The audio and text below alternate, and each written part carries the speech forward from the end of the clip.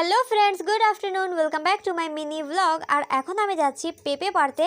আর দুপুরবেলা কিন্তু গাছের টাটকা পেঁপে খেতে কিন্তু আলাদাই মজা। আর আমি মাথায় লাগিয়েছি হেয়ার মাস্ক। আমি সপ্তাহে একদিন লাগাই, তোমাদেরকে তো ভিডিওতে দেখিয়েছিলাম। আর এই দেখো আমি গাছতলায় চলে এসেছি। আর এখন আমি কিন্তু পেঁপেটা পেড়ে নেব।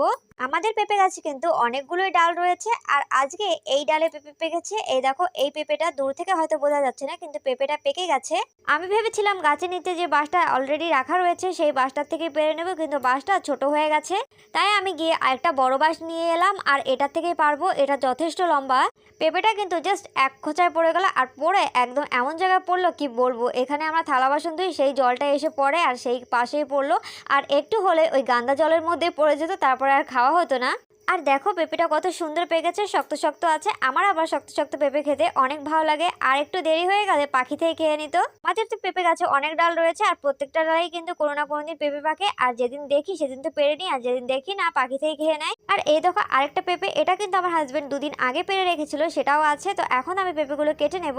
আর পেঁপের কালারটা দেখো কত সুন্দর এসেছে, একদম অরেঞ্জ কালার, কি সুন্দর দেখতে। আর তেমনই কিন্তু খেতে। বর্ষাকালে একটু মিষ্টি কম লাগে, আর এখন অনেকই মিষ্টি। আর আমি এর মধ্যে স্নান করে নিয়েছি, আর এখন আমি বসে বসে খাবো। আর দেখো আমি কিন্তু কানে গলায় কখনোই কিছু পরি না, কোথাও গেলেই পরি। এমনটা নয় যে ক্যামেরার সামনে আসবো তাই সেজেগুজে আসবো পরে আবার খুলে নেবো, এমনটা আমার মোটেই ভালো লাগে না। আমি যেমন তোমাদের সামনে তেমন। আর এখন আমি স্নান করেছি তাই সিঁদুর লাগাইনি, পরে লাগাবো। তো ভিডিও ভালো লাগলে লাইক শেয়ার কমেন্ট করো, আমার চ্যানেলটা সাবস্ক্রাইব করে